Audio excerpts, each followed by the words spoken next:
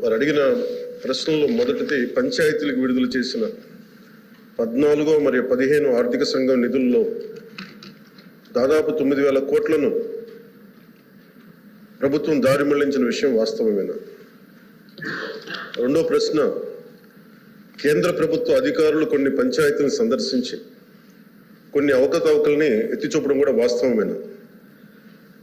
మూడో ప్రశ్న అయితే ఒకవేళ వాస్తవం అయితే దాని మీద ఆ వివరాలపైన దానిపైన తీసుకున్న చర్యలు ఏమిటి? మొదటి ప్రశ్నే అధ్యక్ష,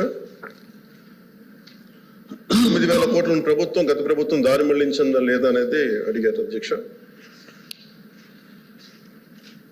దానికి మా సమాధానం అవునండి.